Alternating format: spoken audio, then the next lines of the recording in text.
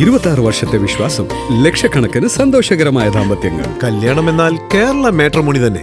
എട്ടാം ശമ്പള കമ്മീഷൻ പരിഷ്കരണവുമായി ബന്ധപ്പെട്ട പ്രവർത്തനങ്ങളാണ് നിലവിൽ പുരോഗമിക്കുന്നത്. ഇത്തവണ അടിസ്ഥാന ശമ്പളത്തിൽ വൻ വർധനമുണ്ടാകുമെന്നാണ് പ്രതീക്ഷ.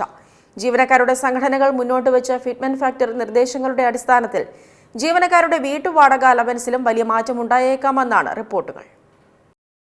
കേന്ദ്ര സർക്കാർ ജീവനക്കാരും പെൻഷൻകാരും ഇന്ന് എട്ടാം ശമ്പള പരിഷ്കരണത്തിന് വേണ്ടിയുള്ള കാത്തിരിപ്പിലാണ്. ജനുവരി മുതൽ പ്രാബല്യത്തിൽ വരുമെന്നാണ് പ്രതീക്ഷിച്ചിരുന്നതെങ്കിലും അടുത്ത വർഷം വരെ ഇനിയും കാത്തിരിക്കേണ്ടി വരുമെന്നാണ് റിപ്പോർട്ടുകൾ സൂചിപ്പിക്കുന്നത്. എട്ടാം ശമ്പള കമ്മീഷൻ പരിഷ്കരണവുമായി ബന്ധപ്പെട്ട പ്രവർത്തനങ്ങൾ സജീവമായി മുന്നോട്ടു പോകുന്നുണ്ട്. കേന്ദ്ര മന്ത്രാലയങ്ങൾ, വിവിധ വകുപ്പുകൾ, കേന്ദ്രഭരണ പ്രദേശങ്ങൾ എന്നിവർക്ക് ആവശ്യമായ വിവരങ്ങൾ ഓൺലൈൻ പോർട്ടൽ വഴി സമർപ്പിക്കാനുള്ള അവസാന തീയതി ജൂലൈ 31 വരെ നീട്ടി നൽകിയിരുന്നു. സാധാരണയായി ഓരോ 10 വർഷം കൂടുമ്പോഴുമാണ് ശമ്പള കമ്മീഷനുകൾ രൂപീകരിക്കാറുള്ളത്. ഇത്തവണ 2027 പകുതിയോടെ എട്ടാം ശമ്പള കമ്മീഷൻ തങ്ങളുടെ അന്തിമ ശുപാർശകൾ സമർപ്പിക്കാനാണ് സാധ്യത.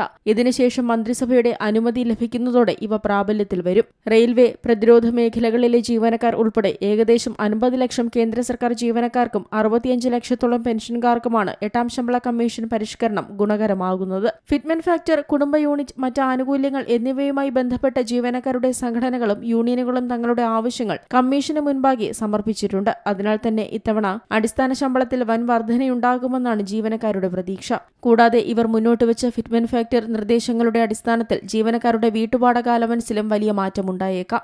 XYZ കാറ്റഗറി നഗരങ്ങളിലെ ലെവൽ 1 മുതൽ 5 വരെയുള്ള ജീവനക്കാരുടെ വീട്ടുവാടക അലവൻസിൽ വരാൻ സാധ്യതയുള്ള മാറ്റങ്ങളാണ് നിലവിലെ ചർച്ചാ വിഷയം.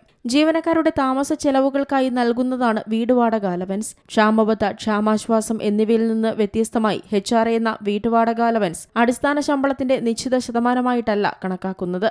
മാത്രമല്ല ഇതിനൊരു പരിധിവരെ ആദായനികുതി ഇളവും ലഭിക്കും. ഇന്ത്യയിലെ നഗരങ്ങളെ അവയുടെ ജനസംഖ്യ അടിസ്ഥാനമാക്കി XYZ എന്നിങ്ങനെ 3ആയി തിരിച്ചിട്ടുണ്ട്. X കാറ്റഗറിയിൽ 50 ലക്ഷത്തിലധികം ജനസംഖ്യയുള്ള നഗരങ്ങളും Y കാറ്റഗറിയിൽ 5 ലക്ഷം മുതൽ 50 ലക്ഷം വരെ ജനസംഖ്യയും Z കാറ്റഗറിയിൽ 5 ലക്ഷത്തിൽ താഴെ ജനസംഖ്യയുള്ള ചെറുകിട നഗരങ്ങളും ഗ്രാമപ്രദേശങ്ങളുമാണ് ഉൾപ്പെടുന്നത്. ലെവൽ 1 ജീവനക്കാരുടെ നിലവിലെ അടിസ്ഥാന ശമ്പളം 18,000 രൂപയാണ്. ഫിറ്റ്മെന്റ് ഫാക്ടർ ഇത്തവണ 2 ആകാനുള്ള സാധ്യതകളാണ് നിരവധി സാമ്പത്തിക വിദഗ്ധർ പ്രവചിക്കുന്നത്.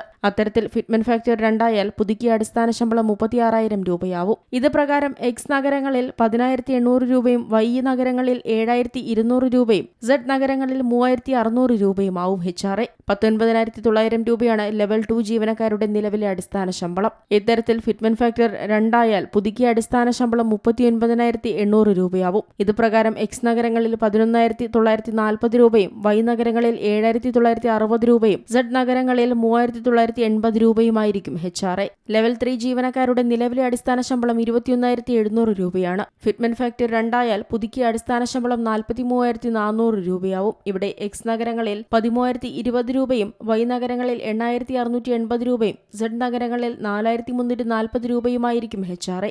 ലെവൽ 4-5 ജീവനക്കാർക്ക് ഫിറ്റ്മെന്റ് ഫാക്ടർ കൂടുന്നതിനനുസരിച്ച് അടിസ്ഥാന ശമ്പളത്തിലും അതോടൊപ്പം വീടുവാടക അലവൻസ് തുകയിലും വലിയ വർധനവ് പ്രതീക്ഷിക്കാം. വിവിധ ഫിറ്റ്മെന്റ് ഫാക്ടറുകൾ അടിസ്ഥാനമാക്കി സാമ്പത്തിക വിദഗ്ധർ കണക്കാക്കുന്ന ഏകദേശ ശമ്പളവും HRA നിരക്കുകളുമാണിത്.